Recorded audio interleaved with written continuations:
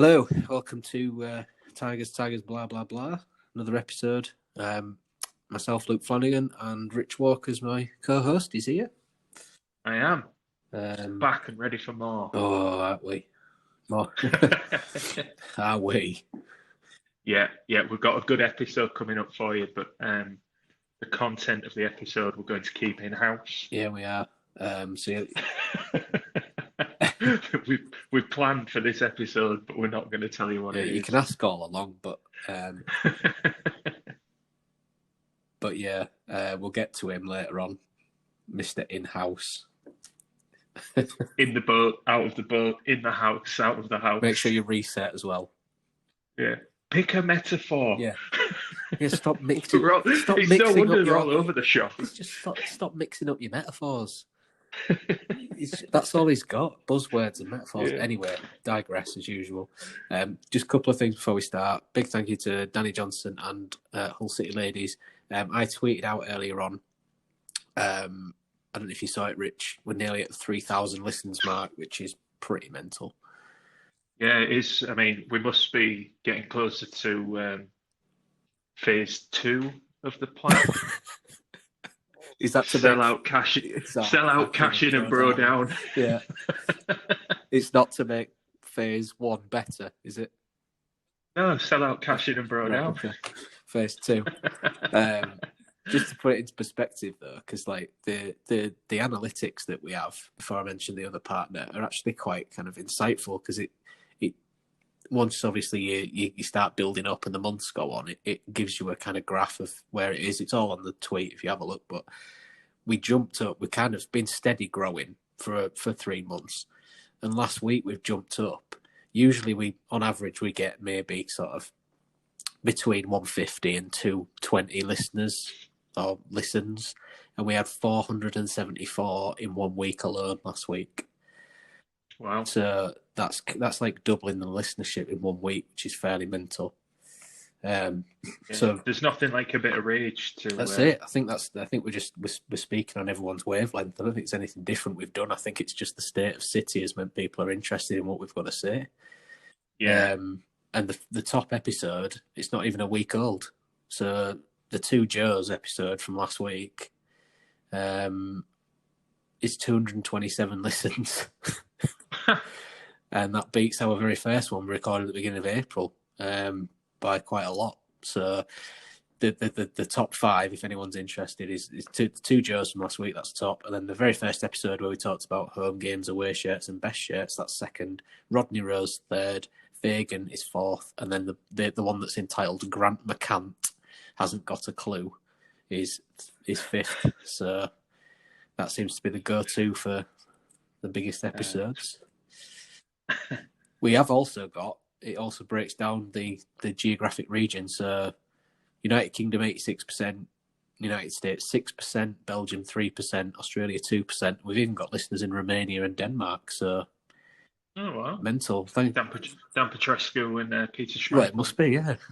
Yeah. Must be interesting what we've got to say. So thanks to everybody. But obviously Danny Johnson and the Hull City Ladies were our first sponsors. So grateful to them, and we'll be getting down and doing some stuff, features with the ladies team and stuff when that's back on. So that should be good. And then the other one is Fan Hub Football. So they're in our bio, so we've just given them a look. But it's a new app that's going to be launching with the hashtag fans first. So it basically recognises and rewards fans for supporting the local team. So the more sort of away games you go to, the more it's like a reward system, and you can get money off things and stuff like that. So should be a good initiative to get behind. We'll be back in a second with the start of the episode. Don't go anywhere.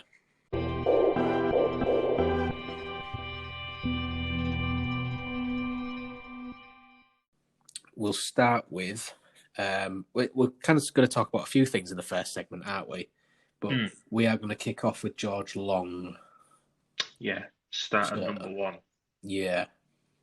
I was just interested that that Grant McCann put him back in straight away. I know we were talking in the last episode about Matt Ingram and whether or not we felt he could have done better with Lua's goal. Yeah. Kind of concluded that, he probably could have done. But then again, he's not played football properly in 2 years. Yeah, Yeah, Kind of harsh to judge the lad on that, really. yeah. It's sort of odd character for McCann in a way to kind of make a reactionary change, Yeah, because that's what it was shown to be. It's just like, unless he'd done it to protect George Long and take him out, give his head a break, but it just seemed strange, to taking him out of the team and then put him back in. And then once he's made the decision to bring Long back in, and we know that Long is one of the senior players in the squad, he's captained the team on a number of occasions this season. yeah. Um, Once he'd made the decision to pick him back in or to put him back in, did you think that he justified selection? I mean, not particularly.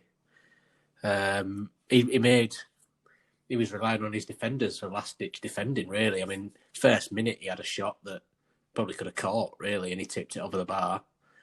That's a bit of a theme for him as well, isn't it? As we've seen with the third goal. More about the spectacular. The third goal, I don't know what he's doing. Just out for a corner, dive on it, whatever. And he's made a half-decent save, but it's only half-decent because he's then given them another chance to smash it in, which they're going to take. Yeah. I was disappointed, really, with it. I mean, it seems to me that, the only explanation I have for Ingram playing 1 week and, one game, it's not even a week, is it? 1 game and then Long another is Grant McCann just goes heads or tails, heads it's Long and tails it's Ingram. Yeah. That seems to be That's how it seemed. I mean, I don't think he's picking him on that basis, but it did just seem. It seemed strange to have taken Long out. And all right, Ingram was at fault, you'd say, for the goal. Yeah. That Luton scored, but then I didn't think he was so badly at fault that from a 1-0 defeat you'd take him out again. And I don't know what good that does either keeper either. No. The message to Long afterwards was, I mean, a lot of people were talking about whether Ingram should come in, and I think everybody on here, we asked Joe, didn't we? Well, both Joes who were on, and they both kind of said, well, no, I think that's too big a call and it's too late. And he made the change and Ingram comes in. And I don't think Ingram did anything necessarily that bad. If you're looking to point fingers, I would say that Batty should have closed him down before he had that shot against Luton to not have to make that save. But that's been quite picky, and maybe that's defended Ingram a bit more than he deserves. But then what does it say the next week when you're just sticking Long back in? Just like, oh, cheers, thanks for that 1 game. Do you know what I mean? It just seems a bit... I understand why we've brought that up, because it just seems a little bit of a nonsensical one to me, really. Yeah, and it wasn't just the decision to pick him. I thought there were 2 goals that Long could have done better for. I mean, the first one's gone across him, and to me, all right, there's a fault there ahead of him in the way that we defended that situation. Where's the right back to start with? Well, he's probably back in America, is where the right back is. Yeah, that's true. But then it was... you have to play it out there, really. Yeah. The way it went in across him, and I wasn't particularly happy with that. I thought he could have done better with that one. And then the third one, was... it's something that we've seen out of him quite a few times this season, is where he's not necessarily pushing the ball away from danger. It's like back out. And I thought also, I mean, I'm not a goalkeeper, so there might be people out there who play the position that could correct me, but I thought he sold himself a little bit for it in that he came out to narrow the angle and kind of gave, who was it that scored? Danny Ward, yeah, that's it. And he gave Danny Ward the lane into the net. Pretty much. He just said, smash it in here, mate. I won't be able to save it. Well, it wasn't even a smash, was it? It was a decent finish. He's placed it well, but it was open for him. I just thought he was at fault, and it was something that struck me that we've seen it a lot this season out of George Long. I know people do rate him, but yeah, I mean, he's a Sheffield United youngster, weren't he? Yeah. So he's come up through a good academy. I don't know if it's just low on confidence. I mean, could you blame him? Could you blame him if that was the case? No, I mean, that's the only thing that I'm thinking about, is maybe he's caught in 2 minds. And when you are not confident in yourself, the decision you do make is maybe not. I'm not saying half-hearted. I'm not saying he didn't try at all, because again, that's not fair, and that's not the case. But it just looked like he wasn't altogether there. The concentration wasn't there, or the confidence that he could actually save it properly. Just wobbly, really. Yeah. I mean, linked to that, I mean, if we move on, we was going to talk about set pieces. I was tearing Yeah, it's my all hair kind out of linked, about isn't that it? second goal, mate. What the fuck was happening there? Just one of the that Cardiff have. Just let him run onto the ball, mate. Do it. Just let him edge the ball. Why not? It's a simple block, wasn't it? In the build up when the ball's whipped in, Tafazoli, I think it was. Yeah, it was. And again, he's not played much football, so I'm not going to hang him out to dry and criticise him. But if it was his man, he needs to do better. He needs to do a lot better. It's just, how many times have we seen soft goals from set pieces? Just since the restart, even. Yeah, I mean, the Charlton one struck a chord with me straight away. Just long flaps at it, nobody wants it, and Shackle comes and just bundles it off the line because he wants it more than everybody else. Set the tone, didn't it? Really, that it did. Yeah, I mean, that second one last night gets worse and worse the more you watch it. Because Tafazoli didn't even really get blocked off properly. Now that I've seen, it was a half-hearted kind of. It wasn't anything that he was fouled and impeded to not. Well, no, he's running to his own man. He's lost his man. Yeah. He's lost his man immediately as the ball comes in. Runs into McDonald in his attempt to recover his position. He just gets nowhere near him. It's awful because the run was such a straight run. It was Morrison, wasn't it? Scored it. Yeah, it was. Yeah, it was. But he's not even had to, move a great deal. He's not had to throw his marker off. He's just had to kind of attack the goal. It was just run up, bang. It wasn't a difficult header for him to score, was it? But it's become again another theme for us over recent weeks, but over the course of the season as well, an inability to defend set pieces, and every week it's like, I don't want to get on McCann straight away, or do it? I don't know. Maybe if that's what people want from us. Well, we are going to get onto McCann later. Yeah, we'll come to that. But every week we hear out of him, it's like, well, we looked at that and we'll look to work at it on the training ground. And what are you working on then? Mate? Yeah, well, that's it. I mean, you've got Cliff Byrne, who's his assistant coach, who is a centre back himself. And if they're looking at that and they're thinking, well, we're working on that and we're improving, what would it be like if we didn't work on it? Because it's shocking, It really is shocking. Yeah. And we've had our troubles from set pieces in the past. I know that one of Marco Silva's undoings was the fact that we had that zonal system. Well, zonal always winds me up, mate. Because it's just because I'm more old-fashioned in some ways to do with football, but I do not see any kind of merit of zonal marking. Yeah, it leaves you weak. Even Adkins did it a little bit until he shored up and actually changed it. Yeah, but you're defending positions rather than men. But last night we were evidently man for man, and it's so simple. If you've got a good corner taker, zonal marking means you're wide open. Yeah, they just have the run on you, because then it's whose man's who. If it's in the middle between two of them, how do your coach want to say, well, you leave it then, and you go and edit away? It's just, I don't understand why managers go with zonal marking, and it winds me up when I see it. It just makes me rage. It's one of the things that really, really grates me about. Just, I mean, not every manager does it now, do they? I mean, there are teams that don't do it at all, but you're seeing it more and more often, and I don't see the merit in it. No, I mean, we weren't playing that last night. It was evidently man for man. Yeah, but it's such a basic bit of defending to have to complete, and it's Sunday League stuff. That he was miles off him, and like I say, Morrison just hasn't even had to. It's not even a good run that he's had to make. It's very, very basic. He's gone in and attacked the penalty spot. Well, he's run about 4 yards and jumped and yeah, and he's in such space. He probably could have taken it down if he felt like it. Yeah, the chest and overhead, maybe. He had the Yeah. time and space to do it. Set pieces has been our undoing all the time, though, hasn't it? I mean, Well, it's one of our undoings. We've got a number of feelings, haven't we? yeah, well, that's true. Well, not if you listened to the manager last night, but maybe that's for another section. Yeah, it's nobody's fault, remember? Yeah, that's right. It's nobody's fault. Don't blame it on anyone specifically. But I mean, the next thing that we said we would discuss with this, and it does kind of these all link in because obviously we start with long and we're talking about set pieces. And before I get to this next one, I mean, the only kind of bright, I wouldn't say bright, I'd say kind of dim light. So there's a little bit of hope there. Was for some of the games, the set piece deliveries, when we had Herbie Kane, were decent.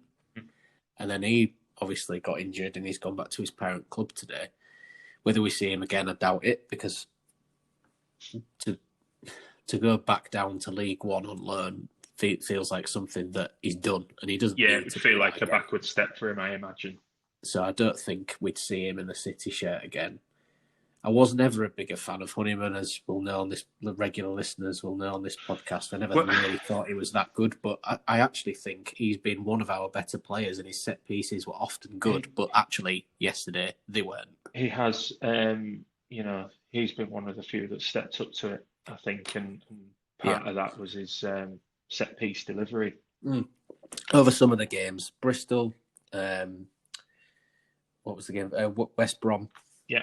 The corners and things, and free kicks, particularly because I'm not sure if it was maybe I can't think who it was the first game. It might have been Bowler, and when he tries to take the free kicks, they just went way over and didn't even register as it was just like a clearance. Yeah, I think he took one from wide on the right, didn't he? And it went just.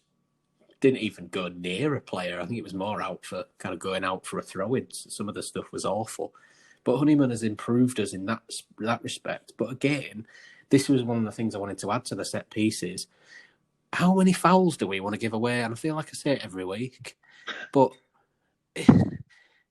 you get maybe a half-decent ball in. And we got someone like Eves in the area who should be attacking it. Tafazoli's, tall unit, and McDonald is, he's central defender. He should be winning those kind of things. But every time we just seem to give away the soft foul, and we've got no nous about us. We don't know how to kind of make a run on the defender. It's always got to be too keen. We've always got to be grappling them down to the floor. And the other thing is, we were denied a certain penalty. Absolutely. And I can't believe I've watched that about 6 times, and I just can't, for the life of me, know why he's not giving it and why the linesman's done naff all with it and all. Well, it's very rare that a linesman or an assistant referee gets involved unless they want to do some damage. But it's in front of him, mate, there. It's in front of the ref, and it's in front of the linesman. It's blind. There's no players blocking it. It's blind view. Wilkes has done it, and he's tripped him up. It looked a penalty to me on first view, even without the benefit of a replay. I was convinced, had they not shown it back. Yeah. I sent you a voice message, didn't I? Which was fairly expletive. But, we've had no penalties, have we? No penalty decisions. We're not getting anything because I think people kind of see, if you watch the games, we're almost too keen to get to the ball, and they have been in the last 5 or 6 games where they're so desperate that they give away soft fouls, and the defender feels the touch and they just go down, don't they? But it may have been something if we'd have got that penalty at 1-0, because it was 1-0. We kind of edged into the game a little bit, and if we'd have had that, we'd probably have lost 3-1. I'm not saying it would have changed anything, but to be given the chance to score a goal there may have improved our morale, because what's it say then when we go up the other end and 2-0, you know what I mean? They nearly scored, and Batty made that amazing tackle, right last ditch, and then we concede from it, so it's pointless. All that hard work he did running right from the other end of the area is just undone by poor marking. Yeah. And it's almost like we were pissed off that we didn't get the penalty. And minds aren't in it or something. I don't know. It could be that because we know we don't have a squad that responds well to a bit of adversity. We've said before No. there's a lack of character, and that could be a knock. We haven't exactly been scoring goals for fun. So when one of your players kind of carves that out from absolutely nothing, you think, could that be your only opportunity at scoring a goal, salvaging something from the game? That's no goals in 4, wasn't it? No Yeah, goals in the last 4 games. yeah. To some extent, I think we said it last week that you have to take the referee out of the equation in a way. Oh yeah. But that was a big one, mate. That it wasn't, and I was going to say it's okay, to say that you have to take the referee out of the equation. There are times when you can't help but have referees cost you. And I'm not necessarily saying that that's happened in the last few weeks, but it does add up because Luton Collins should have been sent off for that headbutt on unbelievable, on McDonald, and then he ends up scoring the winner last night. He ends up scoring a winner for Luton Town. So yeah, and he should be banned, shouldn't he? He should have a 3-game ban for a straight red. Yeah. Unless they appealed it, because sometimes they can appeal. Like if that had happened, I mean, as I understand it, and it could be wrong because it was a few years ago that I looked into it, but part of the appeals process, and it seems a bit backwards to me, part of the appeals process for a red card is that you would have to show that it wasn't even worthy of a booking in order to have it overturned. Right. That seems silly. Yeah, whether that's the case now, I'm not sure. There's been that many rule changes this season, mate. I wouldn't rule it out. Yeah. So yeah, to a certain degree, you do make your own luck, but sometimes you are just it's not running for you, and I think that wasn't the case that we were unlucky to lose last night, or even unlucky to get relegated, but it was definitely a Stonewall penalty. It was. The number that we'd had kind of written down was 87 goals conceded. So we're just going to touch on that before we go on to the next section. I mean, what does that say, really? It says we can't defend. As we've been saying, we cannot defend. We've been far too open all season. And, whether that's down to the formation or what, I happen to think it is partly to blame for the way that we defend as a team. But to concede 87 goals, and to be fair, a lot of them have come since the turn of the year as well. Yeah.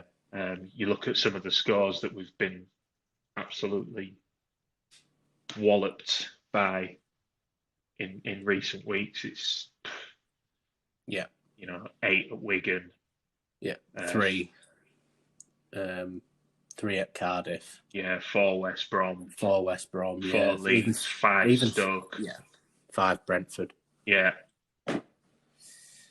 I mean, when you look at last 1, 2, 3, 4, 5, last 6 games, we scored 3 goals, and we've conceded 12, 14, 17, 18, 19. So conceded 19 goals, scored 3 in the last 6 games. I mean, it's not bad. It's not bad. It's bloody awful. Minus 16 goal difference in the last 6 games. No points. Yeah. I mean, it's it might be that loss of Bowen and Grzycki earlier in the year means that teams don't have to be as wary of the threat that we were posing in behind, and they can attack us with impunity, really, because they have to think, what's that got going forward? We'll just we haven't got it going the other way. No, I mean, the Wilkes was in good positions, and he didn't play Eves in at one point. I was screaming. Yeah, well, I mean, that's what we get with Malik Wilkes, I think, unfortunately. Inconsistency. You just have to keep reminding yourself that he's 21. He's not of the quality that we've been used to watching. Whether he'll find that and he'll refine his decision-making in that final third, we can only hope.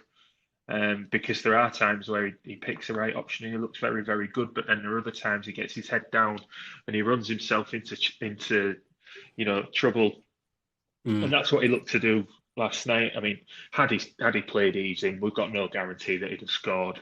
But he'd probably just been tackled because he's so bloody slow. But he made the right run though. In fairness, he did. His movement was very good.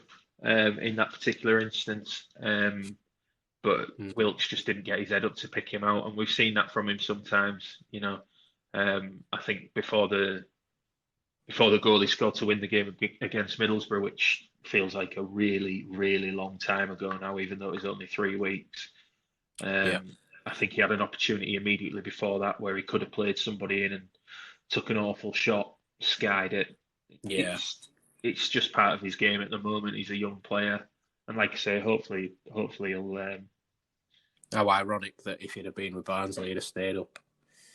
Yeah, it's ironic, but maybe he'd look at it and think he'd rather be a first-team player, regardless of the league. Potentially, because he wouldn't have been playing at Barnsley at all, would he?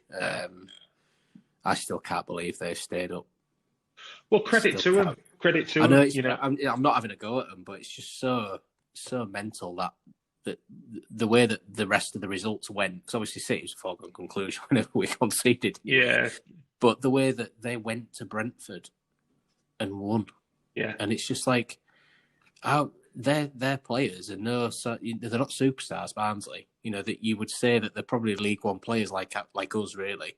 But they've obviously clearly got organisation and graft and some kind of a little coach bit of that knows what he's doing, well. maybe. A little bit of desire, because you look at their last 5, won 2, lost 1, drawn 2, and the same for Luton, unbeaten in the last 5. That might even go on longer, but the form table shows that. Middlesbrough won 3 of the last 5. Everybody down there was scrapping. All right, Charlton haven't had the best run in the last 5 games, only picked up 2 points, but at least, everybody else, all the other teams that were involved in the relegation fight were showing some fight. We weren't. We've just rolled over. And it's been going on, whether it came earlier in the season, once Bowen and Grzycki left, and keep going back to that, but it really has been the turning point in the season. It really has been. McCann refusing to acknowledge that we were in a relegation fight after the Brentford game. Maybe it was a little bit too early for him to get his head around it at that point, but the warning signs were there for everybody to see, because it was woeful, wasn't it? Yeah, I think half the fan base put like insurance bets on to get relegated. Yeah, I mean, I saw loads of tweets last night. People put a tenner on at 150 to 1. Yeah, exactly. And they'll all paid out now. I mean, I wish I was a gambler, because I'd have had one on and it would have got me a Gibson Les Paul or something. But yeah, I wish I'd have put more on. But maybe it's one of those. I did win from that defeat. I'd only put, because I got 30 to 1, because it was, I think everybody had lumped on by the time I got on. I mean, it was blatantly obvious, the way that we were set up then. And what I wanted to say about that defeat was it was indicative of a lack of character in the squad, because they weren't able to deal with that knockback. And it is a big knockback to say that you've lost your 2 best players and your biggest threats, and really your only players of any quality, or kind of quality that you would consider to be sort of top end of the Championship. But the way that they responded to it, they didn't dig in, and then the manager kind of refused to acknowledge that there was. But the manager refused to acknowledge that there was a problem, didn't change his approach, and everything that we saw in that defeat, we saw in every other game after that.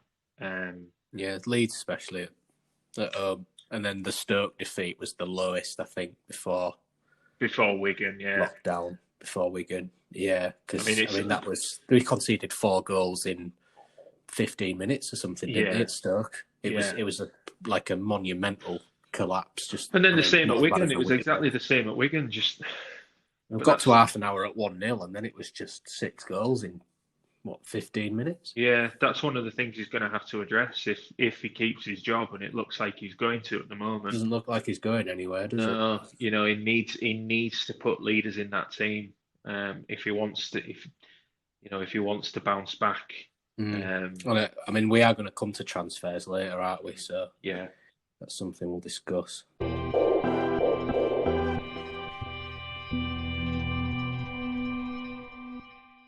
Okay, so next section. I wanted to make one comparison with our current squad before we then move on to the man of the moment, Grant McCann. I was looking at past awful experiences of City from when I had to go back to when I was growing up, really.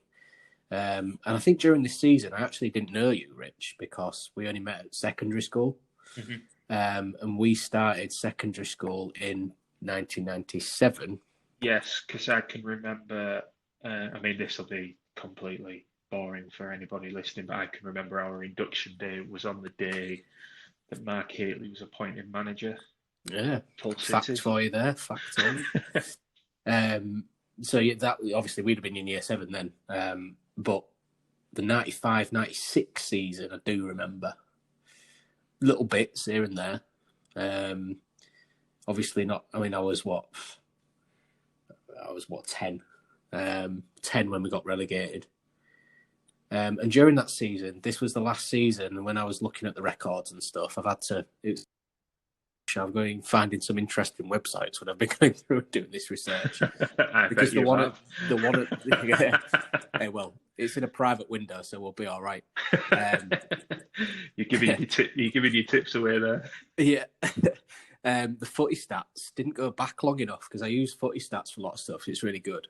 If anyone's interested, it's like, the amount of detail it goes into is really good. I mean, there are, there's Total Football, I think, and there's some other ones that people use.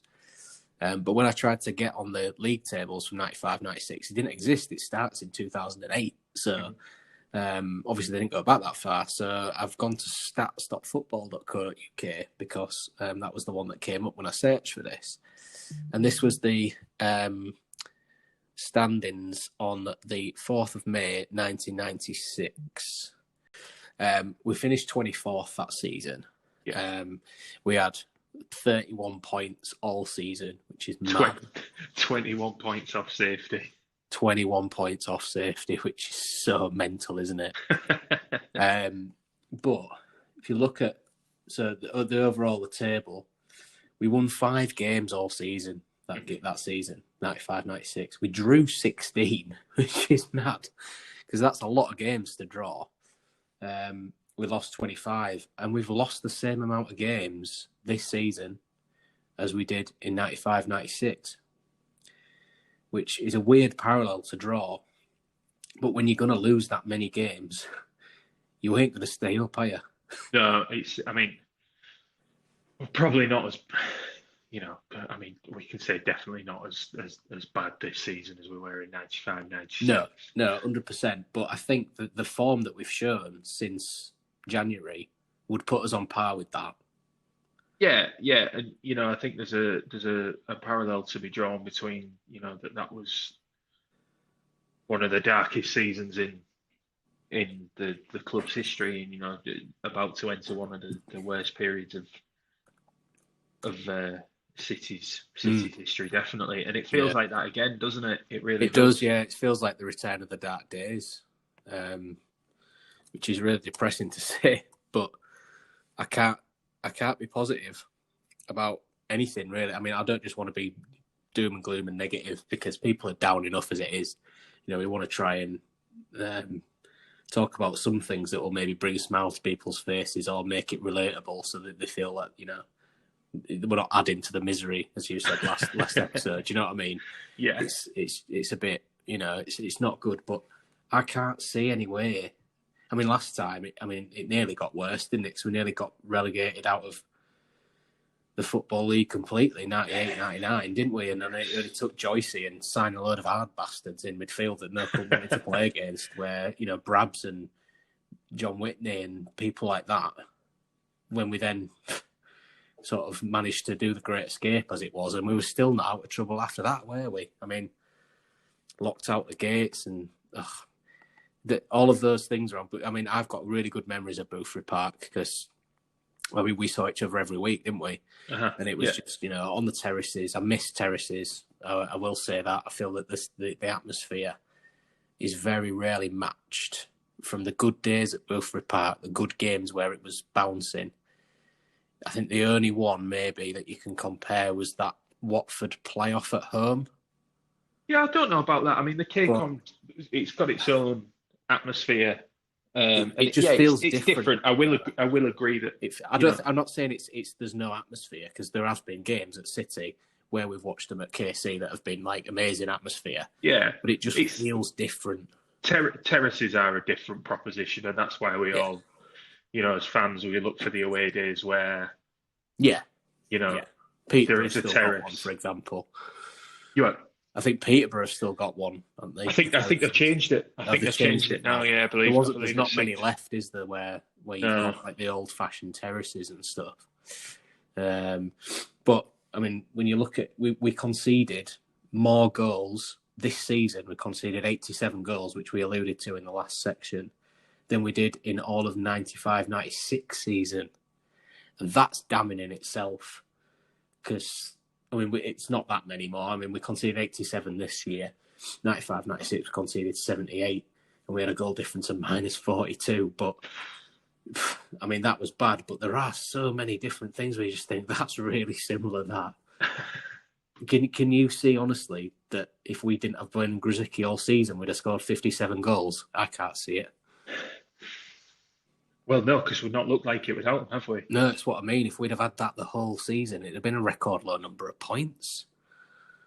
Because he's so tuned in, McCann. I mean, this is where it's a nice segue into we're talking about the manager. He's so tuned in to playing one way that he just does not have a clue how to adapt to in-game situations or to change it depending on what.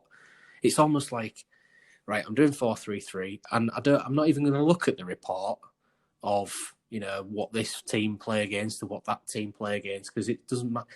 It doesn't matter, does it? Because whatever he does, he's never going to change it. The only thing he changed it twice. Once was against Millwall, and once was against Wigan. And actually, against Wigan, it opened us up. In that first half, when he changed to 3 at the back, then they scored 4 more goals, didn't they? Yeah. I mean, that was probably less about the system and more about a collective downing of tools. But I understand that, but I also think that his instructions are go to 3 at the back. He's got no clue of what to tell those players, because players didn't know where they were playing, did they? Or they didn't look like it anyway. Well, it's a very difficult thing as a player to, you've been coached one way all season and then suddenly changed it. It is very difficult, I'd imagine.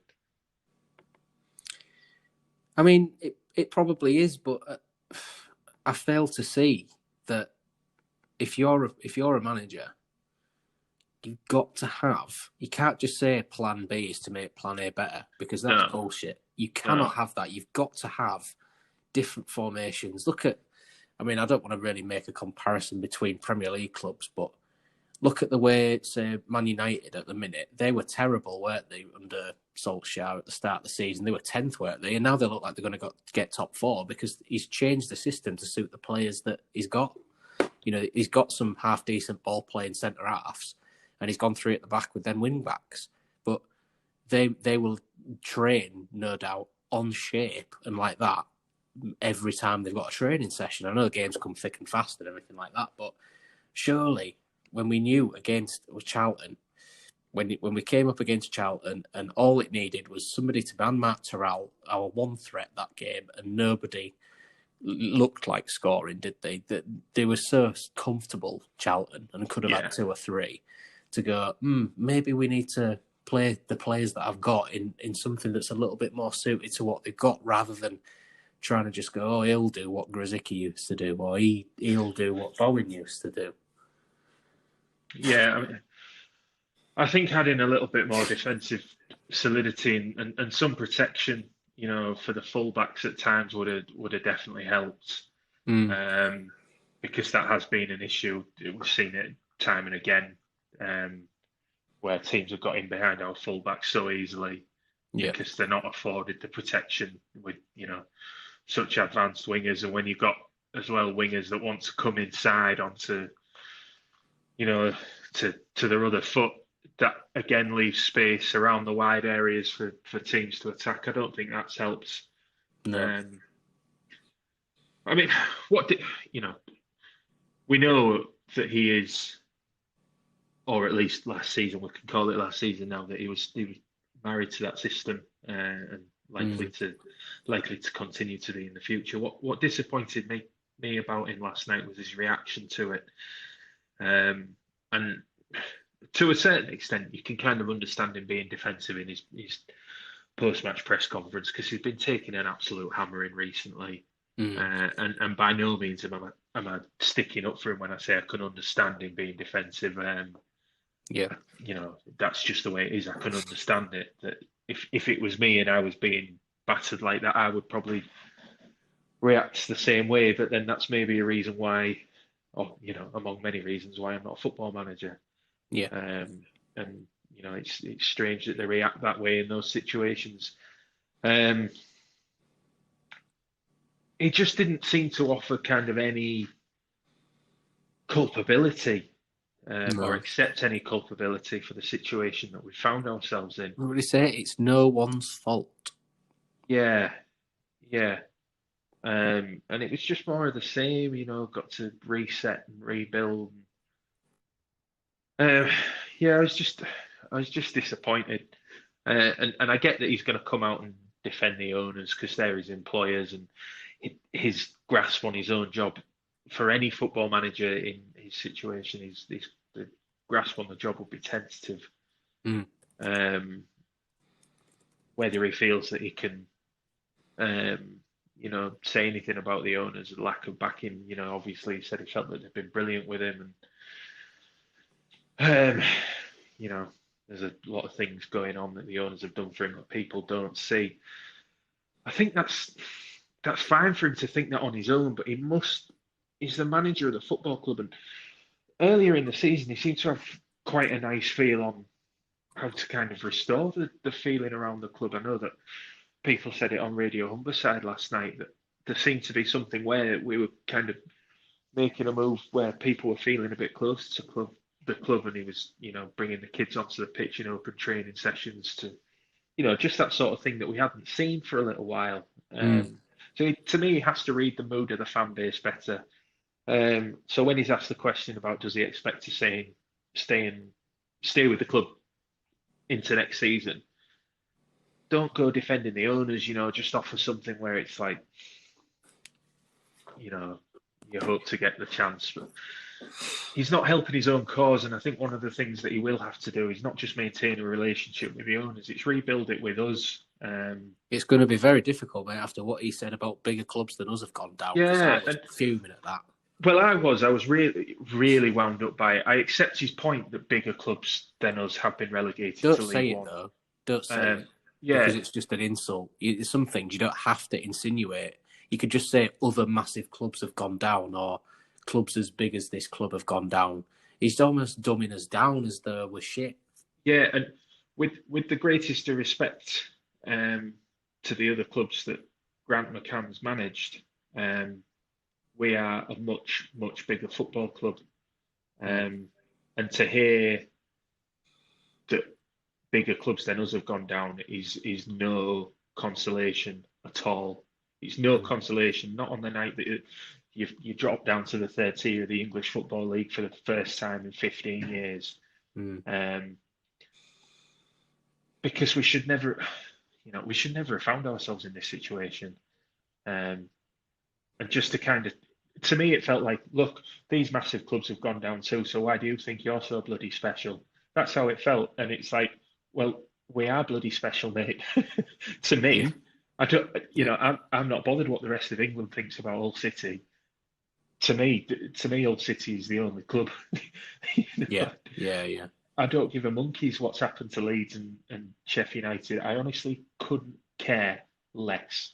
No. What bothers me is when he's saying things like, well, they've gone down, so, just remember where you are a little bit, or who you are, because if they took it, then you really need to wind your neck in. And yeah, it's when you're seeing people on social media compare the bloke to Terry Dolan, who was absolutely vilified, and saying that he can't even compare favourably to the likes of Terry Dolan, and I've seen some people even say that he can't compare favourably to Mark Hateley. Jesus. That tells you exactly where he is. Yeah. he's standing among the fans.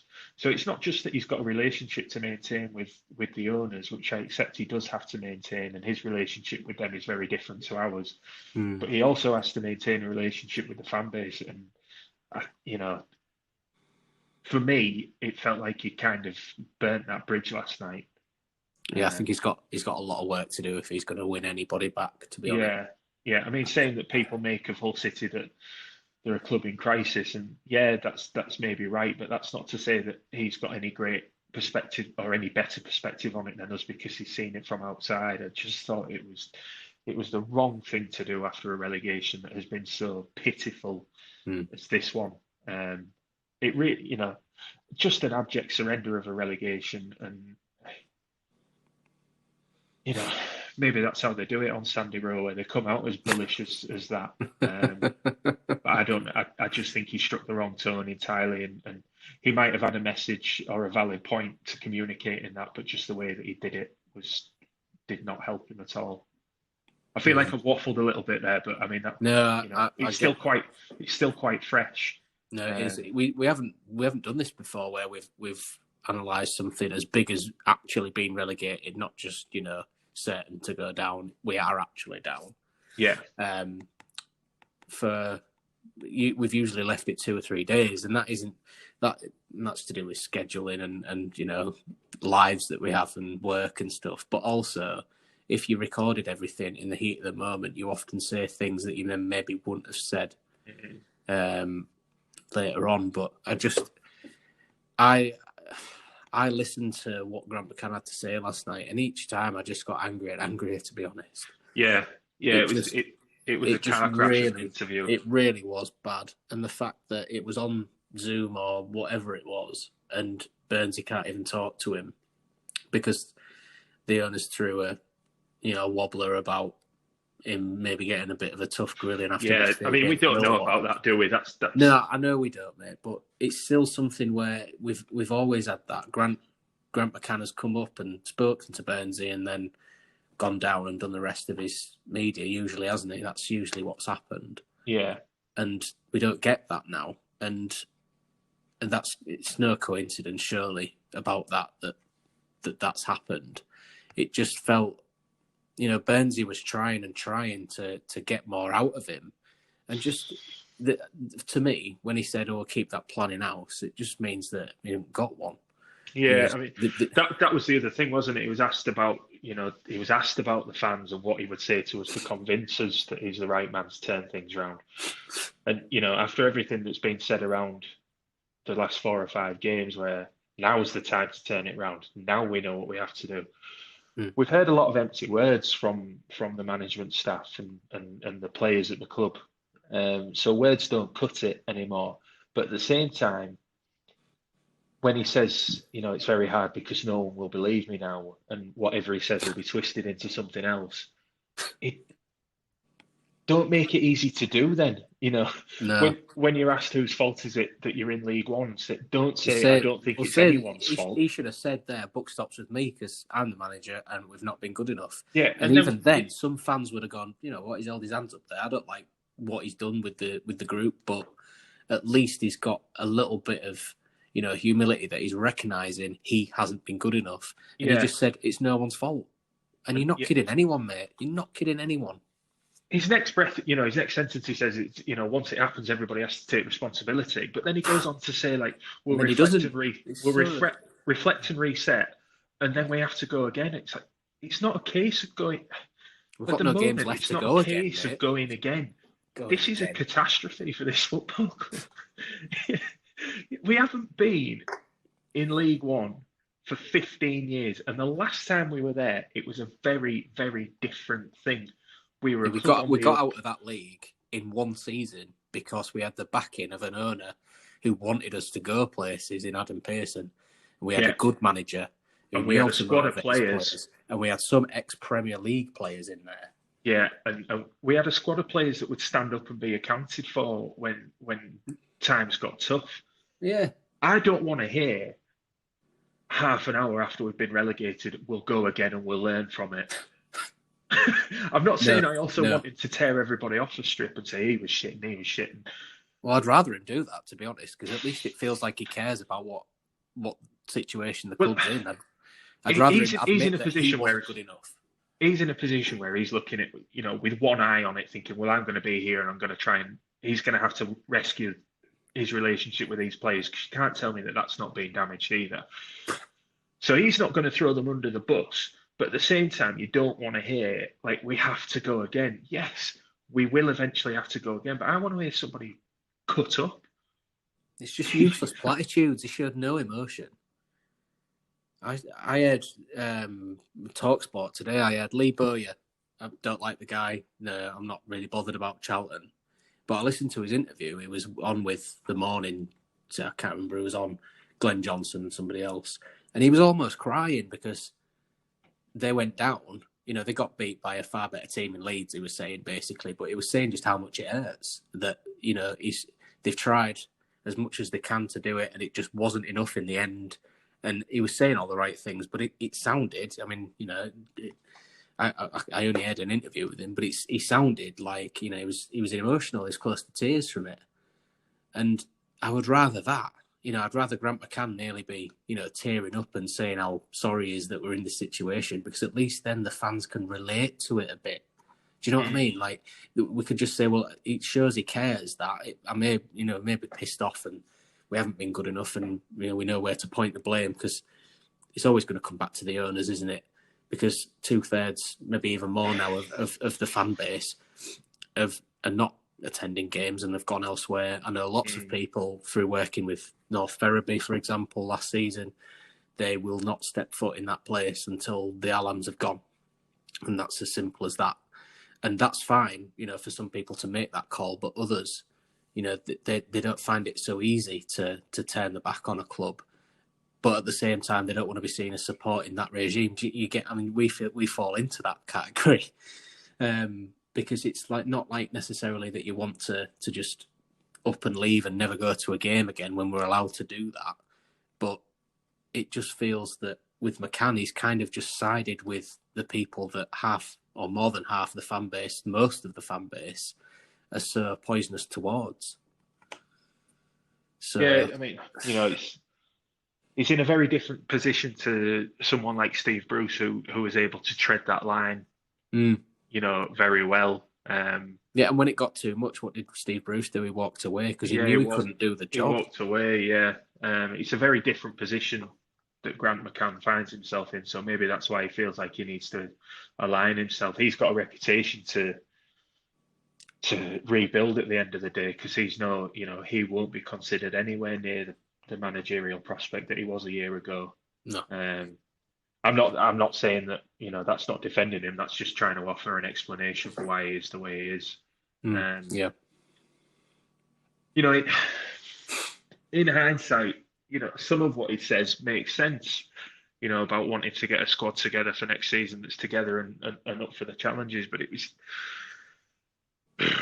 was the stuff about, just Leeds United and Sheffield United going down to League One and how that should. It almost felt like, that should make it okay, that we should accept this because they went down too. That was it for me. I just felt like that was.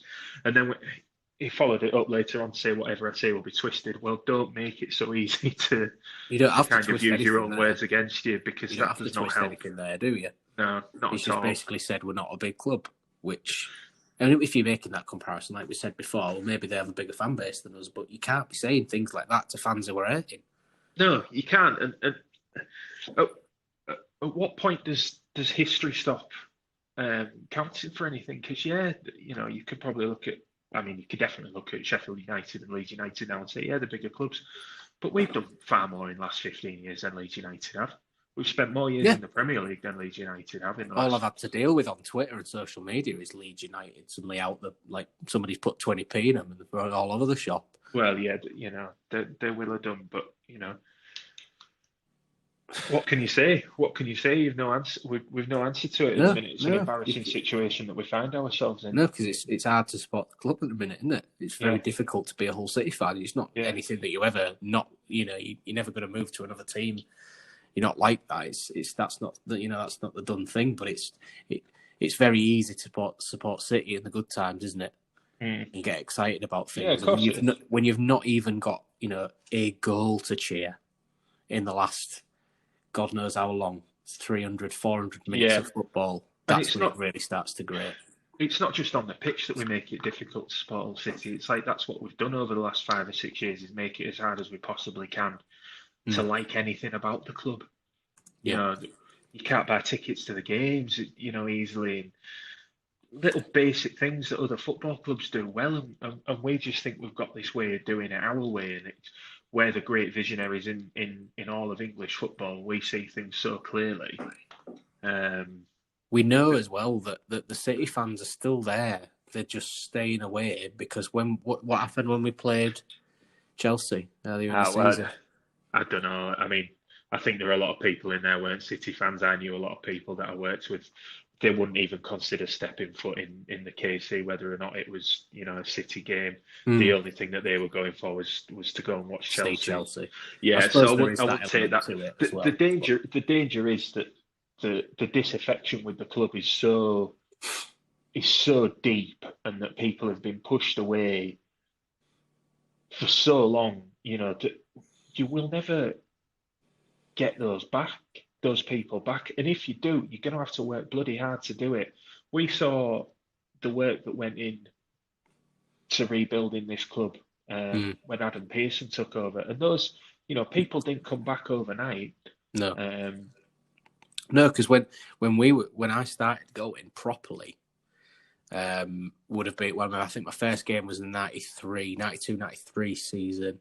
Dino was still there, Clinton Brown, people like that. And then I went a lot. I had a pass, particularly when it was at Boothry Park. And we're talking 96, 97. There were less than 5,000 people there, mate. There was, I think the record low one year was like 1,500 against Torquay.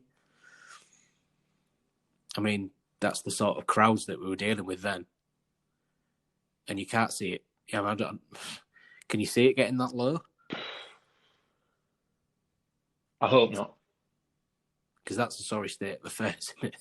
Yeah, I mean, I hope not. I don't want to think about that. I don't want to. I understand why, but it was just a point that I wanted to discuss, really. It was just...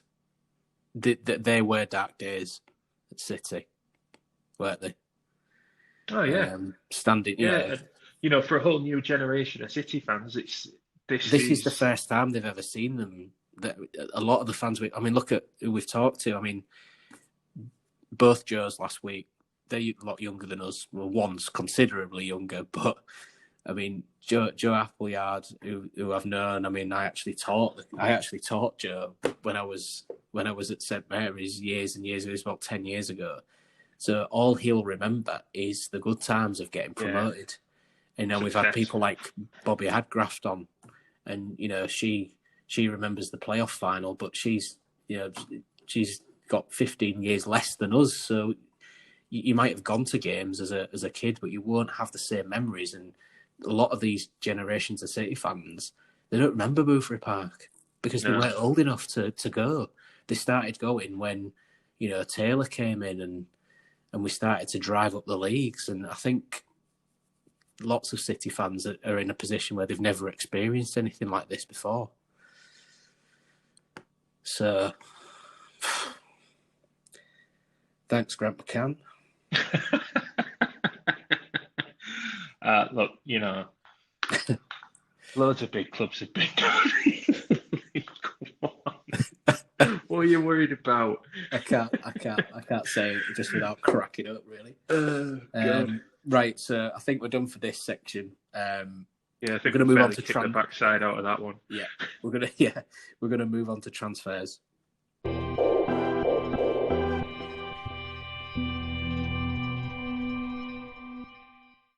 Okay, so today saw the retained and released lists been published from our club. What did we think of that? There were no surprises, really, was there? None. I know a few people were shocked to see David Milinkovic on the Yeah, well, he's list. still under contract, and he's Yeah, he actually is. with Vancouver Whitecaps, and he Yeah, won't be coming back yeah. till January if he does at all. So that's not, he's not going to be part of the squad at the start of the season, whenever that does start, unless, well, even if he gets injured and he comes back, I think that's going to be a move. I mean, he's playing under Henry, I think, isn't he, at Vancouver? So I don't know. You know more about that than me. I'm yeah. not interested in that aspect of Canadian sports.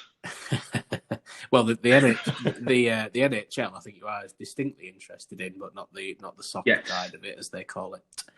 Although it is something that I have interest in. I don't know why, but maybe to be honest, I would. Well, I am. Otherwise I won't be doing otherwise why are we doing football this? podcast. Yeah, Exactly. But the reason I don't watch nearly as much football as I used to these days, and I blame City, because when we've been poor, the last thing I want to do is watch more football. Yeah, I think that's one of the reasons. That's one of the reasons why I love ice hockey, is because it's an escape from that, and it's a completely different sporting sphere. It's fair enough. Yeah. Each their own. Maybe I will start watching NHL. Has the season started again there? Stanley Cup playoffs are going to start, I think, in about 10 days. Okay, because I know they've been doing that weird sort of bubble thing over in. They have to all live together and have negative tests all the time. 2 bubbles in Canada, one in Toronto and one in Edmonton, each of them hosting 12 teams from both conferences. So it's similar to what they're doing with basketball, and they're having the MLS is currently, well, I should say MLS, it's not the MLS, it's just MLS. They're all down in Florida, which ironically is where most of the cases are of COVID. So I don't know why they should be there. But huge undertakings. I mean, there's been some great games, mate. If you ever do want to watch football where people really can't defend, you want to watch MLS.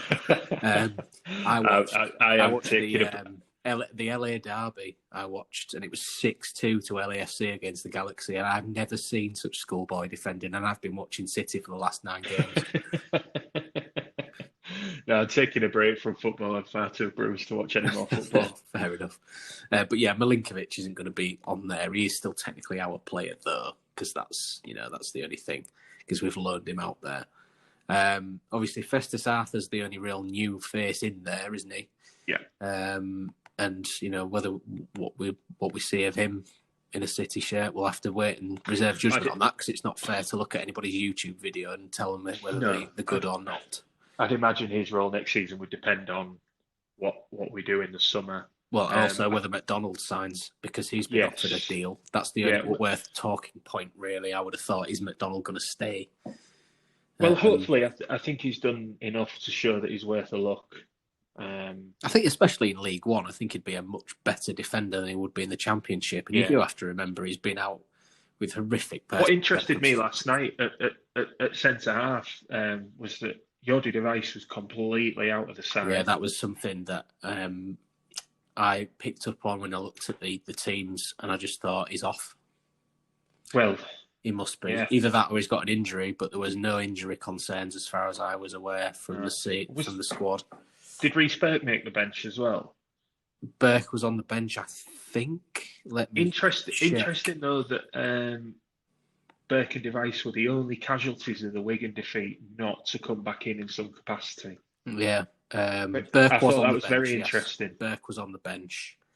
So the bench not used was Ingram, Burke, Bowler, Pennington and McGuinness. He obviously brought on McLaughlin because Elder went off injured. Yeah. And then he brought Terrell on, he brought Samuelson on, and he brought Lewis Potter on. I don't really need to say that King Lewis Potter should have started again, because I've been banging this drum since the fucking start of the restart. He looked right as well, didn't he? He did. Right. Yeah, he did. I mean, I don't know why he's not giving him more time. I mean, it's too late now, but I hope somebody doesn't come in for him, because I would like to see King Lewis Potter as a regular starter next year in League One, because I think he's got more opportunity. The way he twists and turns defenders. The one time it looked dangerous with that and put the ball in, it was the only real bright spark, wasn't it, really? It was a great cross. It was very dangerous. Was. Samuelson just arriving late couldn't quite get on it. I can't get over how young Samuelson looks. I know. He's got some filling out to do. He looks about 12, mate. Honestly, I mean, I don't look particularly old. Neither of us do, really. I don't think sometimes. But, thank you very much. But unbelievably. Developed a few more grey hairs over the last few weeks, mate, I'll tell you that. Start. I know I have as well. I might have to be due another round at Barbers soon because there's just grey hairs coming all over. But Samuelson looks he looks like an under-16s player. He's just so lightweight, isn't he? I know he can put it about a little bit. So we saw that at West Brom when he was fouling players and stuff, but unnecessarily in my eyes. I think it was a bit too keen. But he needs to be in the gym, that lad, I think, and toughening up because there's going to be some physical teams in League One next year. That's the worry, isn't it? When you look at a lot of the players that we have retained, is that again, very lightweight.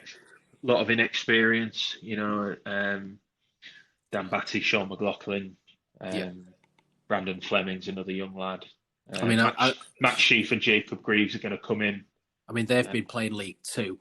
I mean, they did reach the playoff. Did they get knocked out in the playoff semi? They did. But obviously, that's the team that were on the up. At least they've had some kind of good experience with that. Yeah, that's what I was going to say. I've not paid a great deal of attention to the makeup of Cheltenham's team. Yeah. But I would assume that having made a push for promotion in that division, that they will have had some experience around them. To provide them that kind of steadiness and enable them to play their game.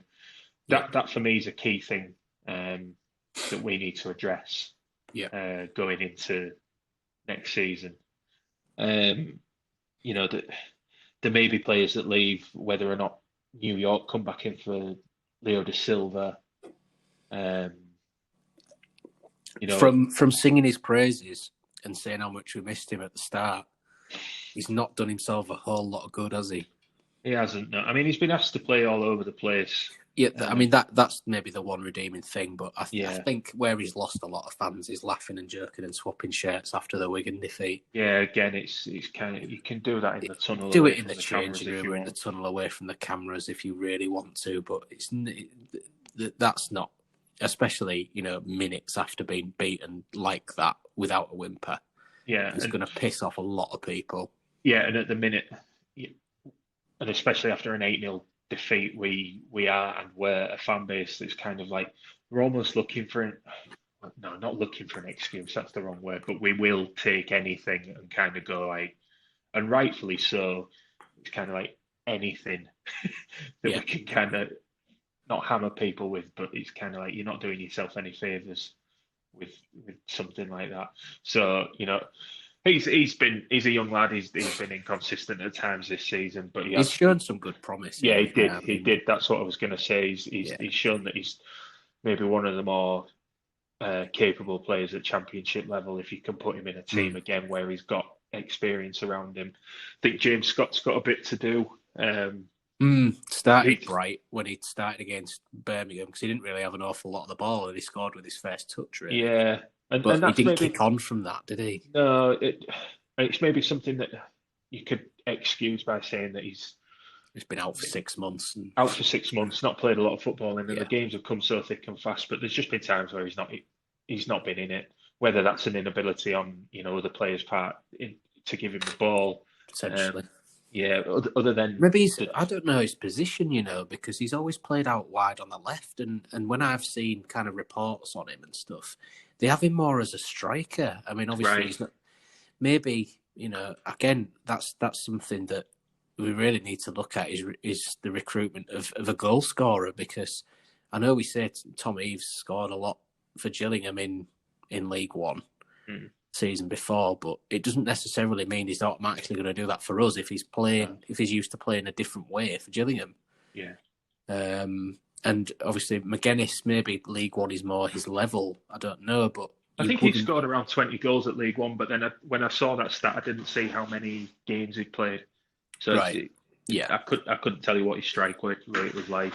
I think we need a big kind of we need a right back. Let's be honest. We've got no right back in the squad. I mean, especially after releasing Robbie McKenzie today, although people have said that Mackenzie's position was not right back, and he was one of the most Yeah, promising central midfielders at the midfielders. club at one Yeah, that's what time. I heard from Burnsy yesterday But pre-game. then, He said that.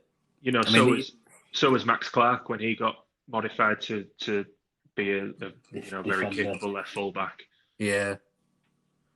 I mean, well, Josh Timon was always the left back, wasn't he? Yeah. And he was a decent player, but I don't know. I remember he made his debut and he's about 16 or 17, and he absolutely marked that big bastard for Rochdale out the game, didn't he? Yeah, he did. He was very, very impressive that day. But there's no wonder that he moved on quickly when we went down. But I mean, you're not going to miss Bowler and Pennington, are you? That they've returned to the parent clubs. No, there's some sympathy in a way for Pennington, because I don't feel like he got to show his best in his natural position. He was asked to play out. Asked to. I know I've just said that Mackenzie could probably have done better, and then said that Pennington didn't get a chance to play right back or in his natural position. So maybe I'm doing Mackenzie a disservice there, but no, Pennington didn't get a chance in his natural position really, and Bolo is just another one, very average in the final third. His approach play could be quite neat and tidy, but there were times where it's his final product. Yeah. And then the other one that we've moved on, obviously, or the other two, no surprises in seeing Kevin Stewart and John Sorrell leave. Yeah. Didn't see the best of either of them, did we? We didn't. I mean, injuries have played a big part in that, especially with Sorrell. I mean, less than 50 appearances over 3 years. He's just sick note, isn't he? Very easily injured, but quality on the ball. I just wish we'd seen more of him in a City shirt. Yeah, I mean, I think the thing that kind of dangled in front of us almost for his entire tenure with the club was his season at Birmingham. Yeah, because he did very well there, didn't he? Yeah, 16 goals, I think, their player of the season that year. There was a lot of hope around that, and then there was that he didn't materialise. No, and I don't think either of them were ever going to re-sign. For the they weren't going to be offered deals for the money they were on. Particularly Kevin Stewart, if his salary from the poorly redacted club rebuttal to the Athletic. Yeah, I mean that's still the crack up of all time, that isn't it? Yeah, it really was. That's big to black be believed. Fucking marker. The thing that their releases highlights is just how poor our business around contracts and transfer fees has been in recent years, because there'll only be, I think, Jordi Device and Reece Burke left in the team that have come in for anything like a transfer fee. And Malik Wilkes aside, but that's a more recent one. From that kind of post-Premier League era, if you will, that those two players are left, and everybody else that we've signed has really been allowed to leave on a free without a contract renewal. You look at the players that have gone, and we've allegedly made our model now to sign young players for cheap and improve them. I don't think we've made a profit on a player that we've signed since 2017. Yeah, because that'd have been Maguire and Robertson. Yeah. I mean, even then, when you're letting someone like that, I mean, I know it's hindsight, it's a great thing, innit? But 8 million, they must be pissing themselves that they got him for that. 8 million. Well, I don't think it even amounted to 8 million, did it? Didn't the 4 million valuation of Kevin Stewart? Did it contribute to that? Did it? I believe so. Because it was I remember looking at how much we actually spent on Stewart, and it was a undisclosed fee, wasn't it? Well, they all are, aren't they? But I know they estimated it around 4 million. But was it part of that Robertson deal that kind of give you him as well and make it 4? Yeah, I mean, I could be wrong on that, but I mean, when you look at the players that we've lost on frees, I think Phil Buckingham put on Twitter early on that we've lost 50 million quid's worth of players over the last 3 summers on free transfers. Yeah.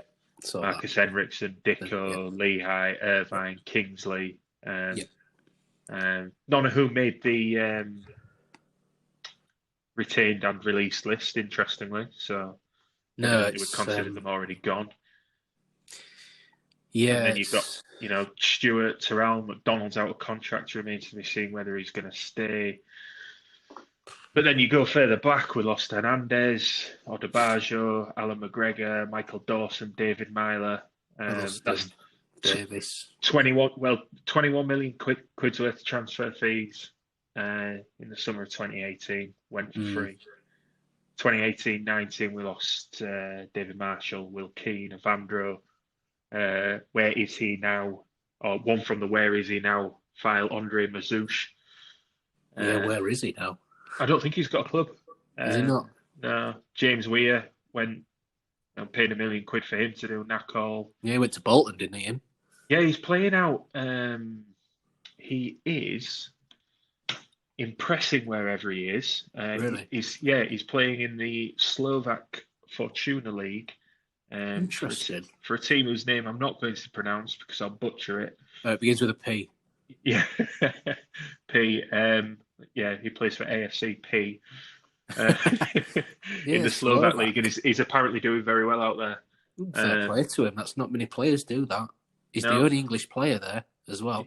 Yeah, which you wouldn't see many, would you? They're all either Slovak or Czech from the flag list I can see. But and then this summer we're losing close to 14 million quid's worth of players on free transfers, and it's whether they're. I mean, we are the lower league Arsenal with the poor contract decision, because that's what they seem to do. They seem to let players go for free and not tie them down to deals where we can then get more money from them. Does that make us the equivalent of Arsenal Fan TV? I hope not, mate. There's no bloods or fams around here. I'm telling you that. Oh God, yeah.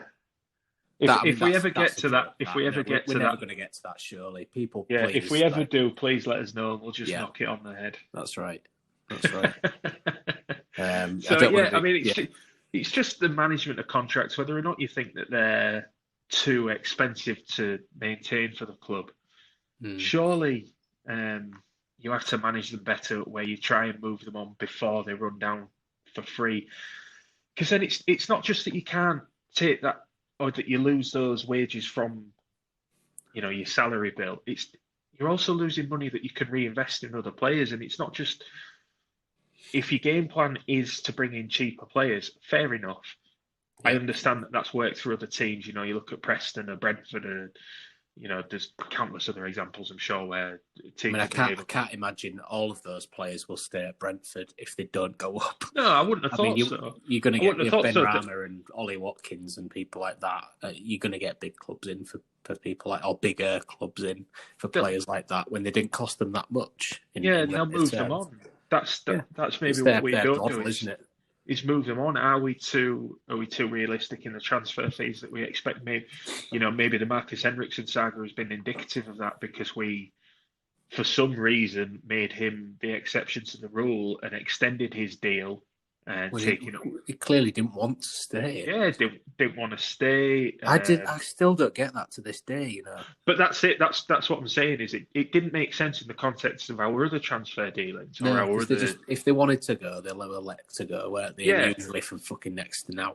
Yeah. So why have we said, well, there's clubs interested in Marcus Henriksen, so we'll keep him on, and then the fee that we were asking for was apparently too much for anybody to be willing to strike a deal with us. It don't make sense, and I think that's one of the other things that they have to. If this is the model that we're going for, where we're buying players and trying to move them on and improve them, then we obviously need to do an awful lot better at it, because we've been signing good players and then allowing them to run the contracts down and go for free. And even within that, there's other players that we've signed for free transfers or on free transfers that have gone. For free, where arguably you could look at somebody like Fraser Campbell and say is he worth just signing to another contract because you know that you can move him on for a fee? That might be a risk that you can take, or that they're not willing to take. But it's sort of, Oh, mate, you look at that team. If we still had Fraser, we'd have had more goals than we've got. I don't care if he's, getting older and what. and he struggled a bit at Huddersfield this season, He has a hasn't bit. he? He's still scored since lockdown though, which we've sort of failed to do. Yeah. I think they play quite defensively, not against us when we open up and just invite them to score lots of goals away from home. But he's much more of an intelligent striker than either Josh McGuinness or Tom Eaves, in my opinion.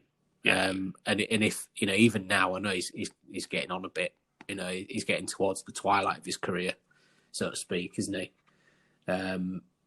He's probably got maybe 2 years left, and then he's probably started his coaching badges already. I mean, but we all love Fraser, don't we? But he's not, it's not going to be world beater now, especially in the league that we've got. But he's much better than any of the options we've got up front. Yeah, it's so short-sighted. Yeah, it is. This.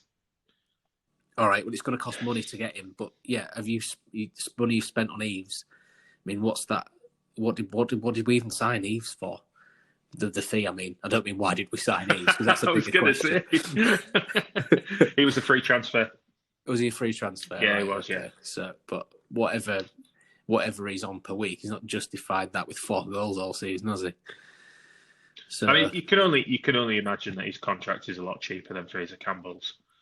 But then again, it's like Burnsy was saying on the radio last night. It's kind of this, occupation that we have with finances, and I know he was relating it to the extension of Lehigh and Irvine's contract. Irvine, yeah, this sort of thing, like it's like cutting off your own nose to spite your face. Yeah, because it's those two.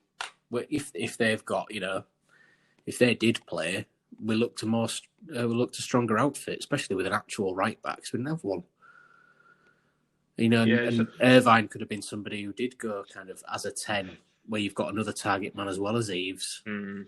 And he's much more of an intelligent player than, I think when we originally said all the teams that we'd pick, I still would maintain that Grant McCann played Irvine out of position because he tried to use him as a deep lying midfielder, and he was never a deep lying midfielder. No. Was he? No, not for me. Much more of a behind the striker sort of midfielder and pulling wide and holding the ball up. He could have even played as a second striker, as part of the 2 with Eaves, because you've got 2 big lads there in an emergency situation. If we were 1-0 down and we needed a goal, lump it into the box, like we did against Luton first half. We were lumping balls into the box. Chances are, if we'd have had Irvine there, we may have had more of a chance of scoring. Mm. I know it's all ifs and buts and it's just bullshit, really, but it does seem to be massively short-sighted because it may cost them another month's wages. Yeah, but so then let's just get rid of it. Look at the loss that you've got when you've gone down. Yeah, and you've gone down into a league that, as we said before, doesn't actually exist at the moment. No, so we don't know when it restarts, do we? No. And the other thing is Wigan. Are they going to challenge that points deduction, and are they going to win? I mean, I would, I'm not taking any joy out of Wigan getting relegated with us. Not at all. I mean, that was heartbreaking for them last night, wasn't it? Yeah, I mean, all they needed was a win, and they would have been safe. Yeah. It was mainly Barnsley, wasn't it? Barnsley getting those points, but it messes everything up. I don't mean in a bad way. I'm not having a go at Wigan, but if they then appeal, how long's that going to go to take to the Court of Arbitration for Sport? And then what they do with that will set a dangerous precedent if they say, oh, actually, no, the appeal, the points appeal must apply next season. Do you know what I mean? Mm-hmm.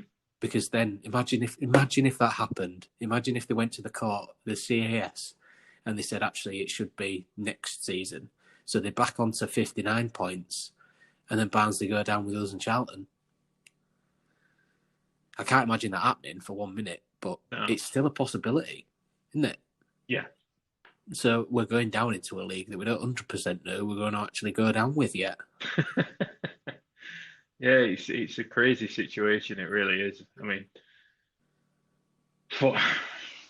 was going to say, fortunately, we're not affected by it. I don't. uh, we're not, because we're with the bottom team. It's not, Yeah. The only ones We really. don't deserve a lifeline. No, we don't. That's what I mean by that. We would have, if we'd have stayed up, it'd have been a travesty on football's part, not for us, because we'd have obviously said, oh, well, at least we. But then next season, if we've got the same recruitment that we had, we probably would have finished bottom with a record low points total again. So I'm not saying it's a good thing we've gone down. I'm saying we deserve to go down because we're rancid. And the recruitment needs to be better. We need to buy players that are proven, either lower half of the Championship or top half of League One. We can't go gambling on Festus Arthur lookalikes, because yes, he might be really good for us, but he's played for Stockport. It's gonna take him a while to mature, isn't it? That's what I mean. So it's all right maybe having him and bedding him in, over the first 10 games or so. But if he's signing loads of players like that, mate, there's not much hope. There's no leaders there. You need to be signing people who are, well experienced in League One and know how to get out of it, have been promoted before or have had good records. Do you know what I'm getting at? Yeah, because we all know, everybody knows that you never win anything with kids. So, well, I mean, that comparison is maybe the exception to the rule, but you can win stuff with kids, but you need the experience that goes with it as well. Yeah. You need leaders on the pitch. So sometimes young players let's not forget them. That's the famous saying, isn't it? You'll never win anything with kids, but let's not forget that Man United still had likes of Ryan Giggs and Eric Cantona, exactly, and Roy Keane. Because when the young players are going to be inconsistent by their nature, because they're just getting the feel for the game. Yeah. So they need seasons. I mean, look at we've had players in the past come up and young lads. We had Fraser Campbell when we got promoted. He was a young lad coming on loan from Man United, not really played that much, but he had Dean Windus next to him. Mm-hmm. So yeah, and the likes of Nick Barmby.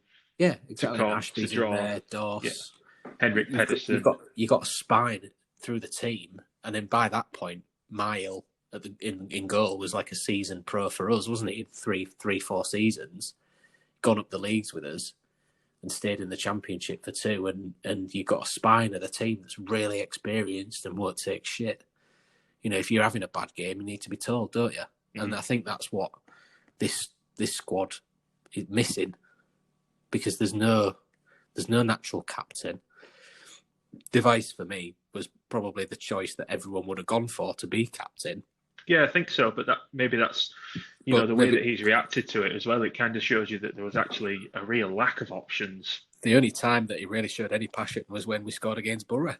Well, I mean, and Peter Swan on the radio as well has criticised him for that as well. It's like he doesn't see a natural leader in him, doesn't see a leadership candidate, but he's always the first in front of the cameras when they're scoring a goal. It wasn't something I picked up on until then, but then you look back at other goal celebrations and he is. Mouth open, fist in the air. Yeah, and we all love that. We do like to see that passion. When you caught but then when you see it from passion, yeah. You consider it from the other side. It's like, oh, well, maybe you might have a point there. I'm not sure. It's not something I've really thought about. But it is, I agree with that. I think it's maybe thinking of things from a different angle sometimes. Yeah, it was interesting to see that was the perspective he had on it. But also, when you are, the lack of options, when we didn't have Lehigh playing or whatever, he'd gone with Long as captain. Now, for me, a goalkeeper is not a captain. I mean, you might have your own opinions on that, but I think it needs to be. I think they need to be exceptional. They need to be exceptional. Bring him up again, again, it's like the Premier League comparison. We don't like making it because it's such a ridiculously overblown or a mismatched comparison that you can only glean so much from it. But the only goalkeepers to me that stand out as captains, Peter Shilton and Peter Schmeichel. Yeah. So they need to be exceptional. Not sure George Long is. No, I wasn't sure why he'd been chosen, and then it's maybe just because there are no leaders. And he's a character. Yeah, exactly. I mean, I think somebody like Honeyman, for his work rate, is maybe in that bunch probably the only choice I would have. He's It'd be knows League someone. One. From the current crop that we've retained, it'd be somebody that I would look at. Yeah. I haven't been overly convinced by him for a lot of the season, but what did impress me is in these games where everything's gone to pot, he's not gone hiding, No, and no. I think that is an admirable quality in a player. That bravery when things aren't going well to still want the ball and still be trying to make things happen. So he would be somebody that I would look at, but you don't know what's going to happen, who we're going to bring in, but it might be 19, 20-year-olds again, Yeah. Who knows? Yeah, we'll have to see who we bring in, but As long as they're in the boat. more metaphors. So, I think we got to the end of the transfers. Just a couple of things. I think that obviously we reached the end of the season now, and I think both of us, this is something we want to carry on, isn't it? No. Oh. First half, you almost had it. But not gonna lie.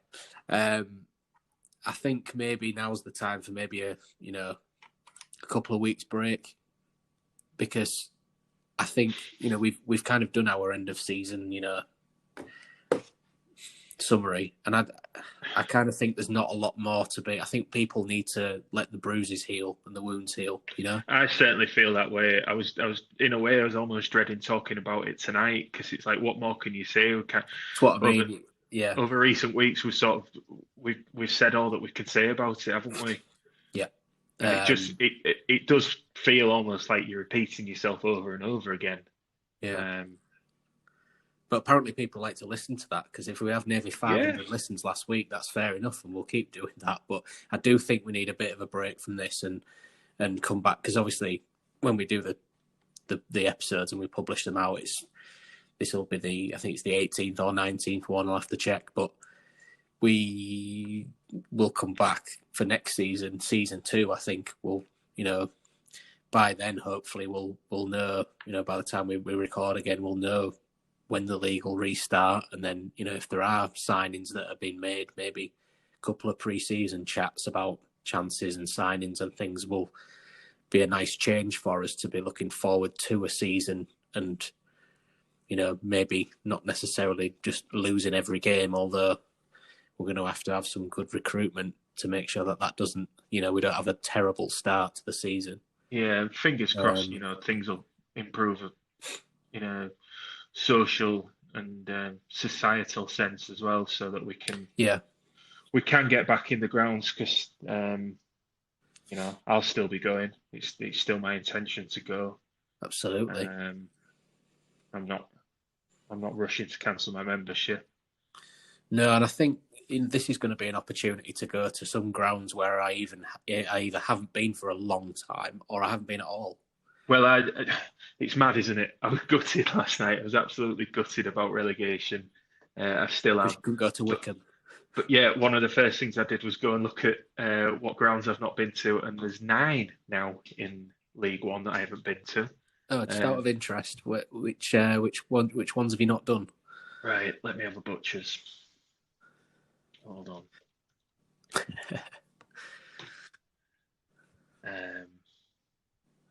Because there's not many grounds you've not been to. I will say you've done. No, but the thing is, because it's been that long since we've been down there that they've changed a lot, haven't they? Some clubs have even gone out the leagues now that we may have played before. So I haven't been to Wickham. Yeah, well they've come up though, haven't they? Oh, of course they have. Yeah. So I haven't been to. Yes, just reading off the league table. Oh yeah. Bloody hell, as if we're in the league below Wickham Wanderers. I know, but yeah. Less said about that, the better. Jesus Christ. So it's this table here. Yeah. So Oxford United, I'll be going to Fleetwood. Yes. I haven't been to Gillingham. I missed that magic night in Burton where Will Keane scored. Yeah, I'd like to do Burton because they're a good brewery, aren't they? What, Carling? No, I don't know.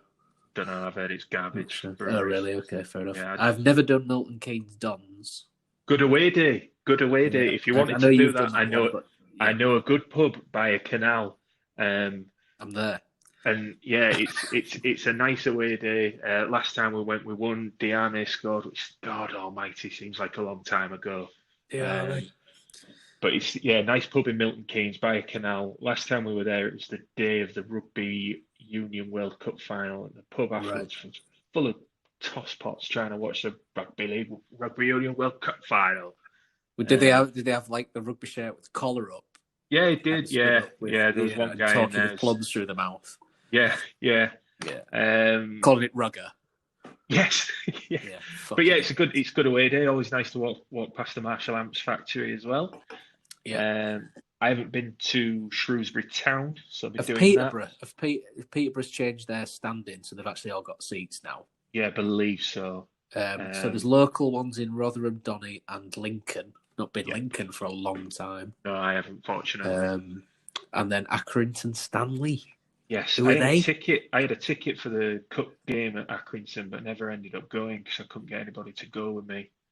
Who are they exactly?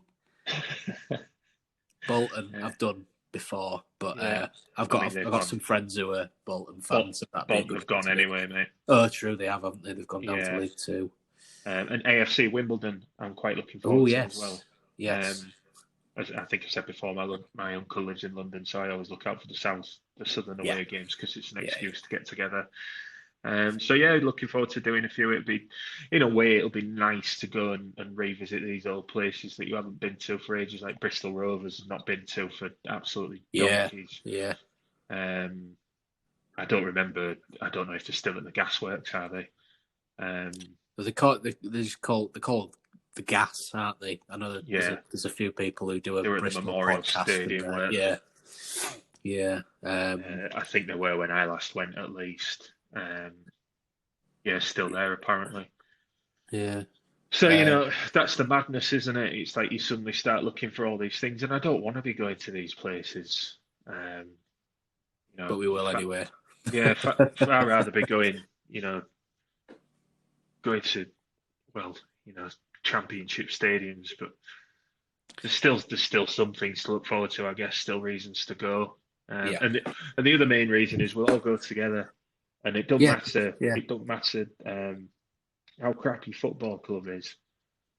The important thing is not to let the football spoil a good day out at the football. Enjoy the people that you go with more than anything. That's I what will think, keep me going, at least. That's the yeah, positive that you can carry into the summer. absolutely. And I mean, I think one of the other things as well, if we're at games together, then we can actually ask. We can record live in the stadiums. We need to do it through the phone anyway. No, I'm not doing that. You're not doing that. Why not? Why would I want to do that? I mean, like reactions afterwards if we've won. That's very Arsenal fan TV.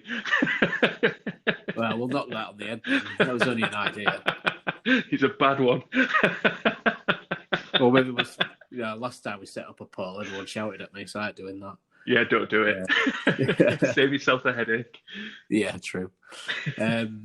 But obviously, yeah. So we have got new grounds to visit next year, but I think for a while, all might be quiet for a little bit until there's anything significant that we need to talk to. For example, if Grant McCann walks, it might be something we talk about. But I can't see anything changing in the next couple of weeks for us to justify doing another episode without repeating ourselves. Yeah. So I think for a while it'll be radio silence for a bit, but we will be back. We'll bounce back. We'll reset. We'll go again. We'll get in the boat. Just going to keep repeating that. Did you see what Burnsy had put in response to that? The bounce back one. Yeah, remind me of it. Yeah. He said, so there was just that tweet, we will bounce back, and Burnsy had put, I'm afraid you could have the keys to a trampoline factory and there would be very little evidence to support your assertion. So that would be 12:30 last night, so he'd have been on the beers. Probably staying over in the hotel with people like Phil Buckingham and Swanee and stuff, so they'll have had a few drinks, won't they? And I thought, saw this that will be they'd had funny. social distance beers. Phil Yeah, Buckingham said social distance beers in a hotel room with Bertie and Bertie and Swanee. Swanee was like a sad end to a glorious era. That did make me laugh, that tweet, though. Yeah, it did. It was very good, very droll. So well done. But yeah, for a little bit, it'll be goodbye, but we will return in the new season. So thanks to everybody for listening, and we will be back soon. Enjoy your summer. Heal up. It could be a long one next year. It could be. Yeah, it very much could. Speak to you soon. Cheers.